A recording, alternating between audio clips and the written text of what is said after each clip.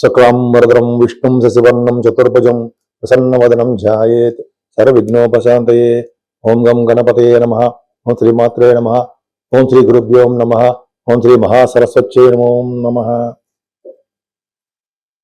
ఇప్పుడు మనం 1 మార్చ్ 2026 నుండి 31 మార్చ్ 2026 వరకు కూడా 12 రాసుల వారికి ఎలా ఉండబోతోందో ఇప్పుడు మనం తెలుసుకుందాం. దానికంటే ముందర ఏ రాశిలో ఏ గ్రహాలు ఉన్నాయో తెలుసుకుందామండి. 26th మార్చి నుండి శుక్రుడు వస్తున్నాడు. గురుడు మిథున రాశిలో ఉన్నాడు, వక్ర గతిలో ఉన్నాడు. కేతు సింహరాశిలో ఉన్నాడు. అలాగే రవి, బుధ, కుజ, శుక్ర, రాహువులు కుంభరాశిలో ఉన్నారు.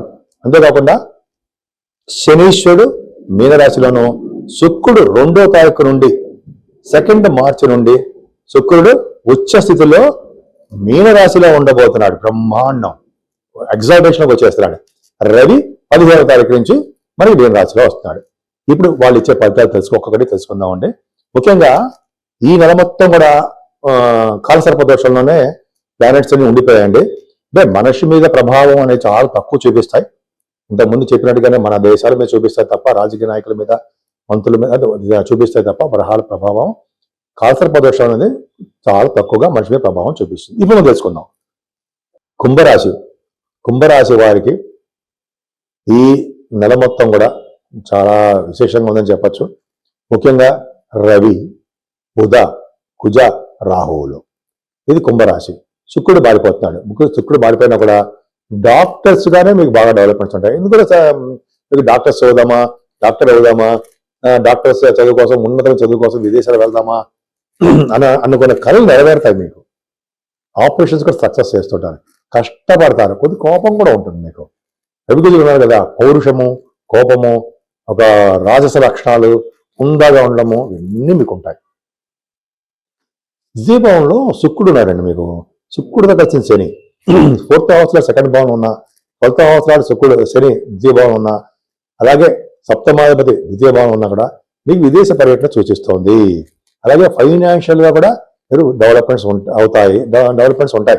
ద్వితీయ భావం శుక్రుడు ఎగ్జాల్టేషన్ ఉన్నాడు కదా, రాజయోగాడు 4th హౌస్లో. కాబట్టి ధన విషయంలో ఏమాత్రం ఇబ్బంది పడరు. 26వ తారీఖు తర్వాత నుంచి మీ చెల్లెళ్ళని కలవడము, ప్రయాణాలు చేయడము, మీ కొత్త కొత్త ఆలోచన కార్యరూపం దాల్చడము, అలాగే పత్రికా రంగ సంస్థలో పనిచేసే వారికి నిపుణత్వం కలిగి ఉండడం జరుగుతూ ఉంటుంది. మీ కుమారుల వలన మీకు సుఖ సంతోషాలు, ఆనందము, అదృష్టము కలుగుతాయి. మీ కుమారుల వలన మీ కుమారులే మిమ్మల్ని చూసుకుంటూ ఉంటారు. అంతేకాకుండా మీకు ఏం కావాలో వాళ్ళే రక్షగా ఉంటారు. మీకు కుమారులు పుట్టడానికి అవకాశము ఉంది. సాహిత్య రంగంలోనూ మీకు బాగా డెవలప్ అవుతారు. స్టాక్ మార్కెట్లో కూడా ధనాదాయం బాగుంటుంది.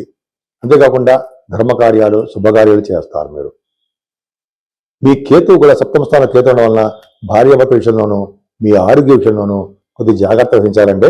7వ స్థానాన్ని రవి అని కొన్ని గ్రహాలు చూస్తున్నాయి. బట్ ఏదైనా వివాహ వేడుకలు ఆలస్యం అవడము, అదే భార్యాభర్త విషయంలో చిన్న చిన్న ప్రాబ్లమ్స్ రావడము, మీ ఆరోగ్య విషయంలో చిన్న చిన్న ప్రాబ్లమ్స్ రావడము, లేకపోతే నీటి వల్ల గండం ఉండడము, చిన్న చిన్న ప్రాబ్లమ్స్ జరుగుతాయి. భయపడాల్సిన అవసరం లేదు.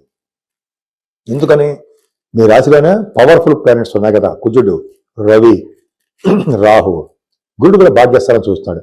భాగ్యము మీకు ఎక్కడ తగ్గదండి. భాగ్యాధిపతి చేత కూడా మీకు భాగ్యస్థానం చూడబడుతోంది. శుక్రుడు చూస్తున్నాడు. అంటే మీరు విదేశాలు వెళ్ళడము, శుభకార్యాలు చేయడము, ధర్మకార్యాలు చేయడము, అంతేకాకుండా మీకు పుణ్యక్షేత్ర దర్శనాలు, తీర్థయాత్రలు, అంతేగా హైయర్ ఎడ్యుకేషన్ చేసే విదేశాలు వెళ్ళడము, సినిమా షూటింగుల్లో, సినిమాల్లో మీకు అవకాశాలు రావడం జరుగుతుంది. ధనం బాగా సంపాదించుకుంటారు. 10th హౌస్ లార్డ్, మీ 10th హౌస్ లార్డ్ ఎవరండి? కుజుడు కదా, మీ రాశిలోనే ఉన్నాడు. అంటే ఎక్కువ కష్టపడాలండి. మీరు ఉద్యోగపరంగా ఎక్కువ కష్టపడాలి. నేమ్ అండ్ ఫేమ్ వస్తుంది. రాజకీయ రంగంలో ఉన్న వారికి కూడా నేమ్ అండ్ ఫేమ్ రావడానికి అవకాశాలు ఉన్నాయి. మీ వ్యాపారాల రీత్యా ధన సంపాదన పెరుగుతుంది. షూటింగ్ రీత్యా, లేకపోతే సినిమాలని, అంటే మీకు ఉన్నాయి కదా బిజినెస్లో, ఆ బిజినెస్లో బాగా రాణిస్తారు. అంటే బిజినెస్ అంటే మీకు సపోజ్ ఆటోమొబైల్ ఇండస్ట్రీస్ కానీ, సిమెంట్ పరిశ్రమలు కానీ, లేకపోతే కొన్ని బిజినెస్లో మీరు బాగా రాణించడానికి అవకాశం ఉంది. ఫార్మా రంగం సక్సెస్ అవడానికి ఎక్కువ అవకాశాలు బాగా ఉన్నాయి. 4 గ్రహాల పవర్ మీ రాశిలో ఉండడానికి కారణం. 12 రాశుల వారికి చిన్న సూచన ఏంటంటే, మేషం నుంచి మీనరాశి వారి వరకు కూడా మీరు మీ జాతకాలు చూపించుకోదలుచుకుంటే మీకు ముందుగా మీ date of birth, time of birth, place of birth 3 ఉండాలండి. నేను ఆది ఆస్ట్రాలజీ నుంచి చెప్తున్నాను. మన ఆది ఆస్ట్రాలజీనే చూస్తూ ఉంటాము, వేరే వాళ్ళు ఎవరు చూడరు, నేనే చూస్తూ ఉంటాను. ఆల్మోస్ట్ 35 సంవత్సరాల అనుభవం కూడా ఉంది నాకు ఆస్ట్రాలజీలో. 2000 ఇయర్లో ఎంఏ ఆస్ట్రాలజీ చేశాను. దానికంటే 2000 ఇయర్లో 26 ఇయర్స్ అయింది. అంతకంటే ముందర 10 ఇయర్స్ నుంచి 1990 నుంచి కూడా నేను ఆస్ట్రాలజీ అండ్ నేను professionally cost accounts officer government organization చేశాను. గవర్నమెంట్ ఆర్గనైజేషన్లో సింగరేణి కాలరీస్లో చేశాను. సరే పక్క పెడదాం. సో ఈ అంత అనుభవం ఉంది కాబట్టి కొద్ది గొప్ప చెప్పగలను అని అనుకుంటాను. చెప్తాను కూడా, చెప్పిన కూడా చాలా జరిగాయి.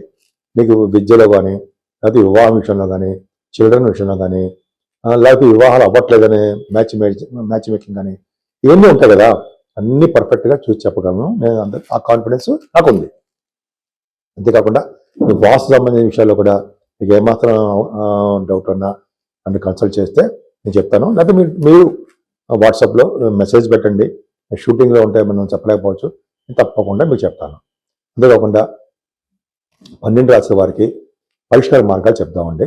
ఎందుకంటే 12 రాశుల వారికి కూడా అంత అద్భుతంగా ఉండదు. ఎందుకంటే కాలసర్ప దోషంలో ప్లానెట్స్ అన్నీ ఉన్నాయి. అంటే మనకి నెగిటివ్ ఎనర్జీ వస్తుందా అంటే నెగిటివ్ తక్కువ ఉంటుంది. ఏదైనా మన జాగ్రత్త మనం చేసుకోవాలి. కాబట్టి రాహుకి మనం కాలసర్ప దోషం ఉంది కాబట్టి రాహు నుంచి కేతు మధ్యలో గ్రహాలు ఉన్నాయి. అంటే సవ్యకాల సర్పదోషము అంటాం. మనం అంటే ప్రతి రాశి వారికి కూడా అవకాశం ఉంటే కాళహస్తి వెళ్ళి రాహు కేతులు పూజ చేయించుకోవడం కంపల్సరీ. మనం అక్కడ వెళ్ళాము, ఆన్లైన్ ద్వారా చేయించుకుంటాము. ఇంకా చేయలేము, మన ఇంట్లోనే మన ఊళ్ళోనే రాహుకు సంబంధించినటువంటి నవగ్రహాల్లో కేతుకు సంబంధించిన పూజలు చేయించుకోవడం. అది కూడా చేయలేకపోతే రాహుకు సంబంధించినటువంటి స్తోత్రాలు ఇంట్లో చదువుకోవడము, కేతు గణపతి ఆరాధన, సుబ్రహ్మణ్య ఆరాధన చేసుకోవడం వల్ల ఈ రాహు కేతుల యొక్క ప్రభావం తగ్గుతుంది. అమ్మవారి పూజలు కూడా చేసుకోవడం వల్ల అదృష్టం బట్టి మనకి రాహు కేతుల ప్రభావం తగ్గుతుంది. అంతేకాకుండా కనకదుర్గ అమ్మవారికి మనం పౌర్ణమి పూట కానీ అమావాస్య పూట కానీ హోమాలు చేస్తూ ఉంటారు. హోమాలు చేస్తే ముందర అంటే జస్ట్ అమ్మవారి హోమం చేసే ముందర నవగ్రహాలు కూడా మనం చేస్తూ ఉంటాం. సో నవగ్రహాలు చేయడం వల్ల ప్లస్ అమ్మవారికి హోమాలు చేయడం వల్ల చండీ హోమం ఈ 12 రాశుల వారికి నవగ్రహాల వల్ల వచ్చే దోషాలు చాలా మటుకు తగ్గుముఖం పడడానికి అవకాశాలు ఎక్కువ ఉన్నాయి. అంతేకాదండి, శనీశ్వరుడు కూడా మనం చెప్తూ ఉంటాం కదా, శనీశ్వరుడు దోషం కూడా చాలా ఉంటుంది. అష్టమ శని దోషము, అర్ధాష్టమ శని దోషము, ఏలినాటి శని ప్రభావం అంటూ ఉంటాం. సో ఈ మీకు రాశులు తెలుసు ఎవరెవరికి ఏమున్నాయో. సో ఈ రాశుల వారు కూడా శని దోషం తగ్గడానికి ఓం సం శనీశ్వరాయ నమః, ఓం సం శనీశ్వరాయ నమః, ఓం సం శనీశ్వరాయ నమః మంత్రం కానీ, లేదా మనం మందపల్లిలో పూజ చేయించుకోవడం కానీ, తిరునల్లారు వెళ్ళడం కానీ అవన్నీ మనం చేయలేము. మన ఊళ్ళోనే శనీశ్వరుడికి 7 శనివారాలు దండం పెట్టుకోవడం, ఆంజనేయ స్వామి వారి దర్శనం చేసుకోవడం, వెంకటేశ్వర స్వామి వారి దగ్గర కాదు, ధ్వజస్తంభం కొంచెం దగ్గరలోనే అఖండ దీపారాధన, ఒక పెద్ద ప్రమిదిలో ఒక ఒత్తి వేసి దీపారాధన చేయాలి. ఆ చేసిన పుణ్యం వెంకటేశ్వర స్వామి వారు శనీశ్వరుడికి ట్రాన్స్ఫర్ చేసి మనకు ప్రభావం తగ్గిస్తారని చదివాను ఎక్కడో, అది కరెక్ట్. తర్వాత శివాభిషేకాలు ఎప్పుడు మర్చిపోకూడదు. శివుడికి అభిషేకం చేసుకోవడం వలన సర్వదోషాలు సర్వ పాపాలు హరిస్తాయని చెప్తూ ఉంటాం మనం. కాబట్టి రాహు వలన, కేతు వలన, అసలు 12 గ్రహాల వలన వచ్చే దోషాలు 12 రాశుల్లో 9 గ్రహాల వల్ల వచ్చే దోషాలు కూడా ఒక్క శివుడు అభిషేకం చేయడం వలన, శివుడికి మారేడుదనం సమర్పించడం వలన, అలాగే పార్వతీ అమ్మవారిని పూజించడం వలన కూడా దోషాలన్నీ పరిహారం అవుతాయంటే సందేహం లేదు.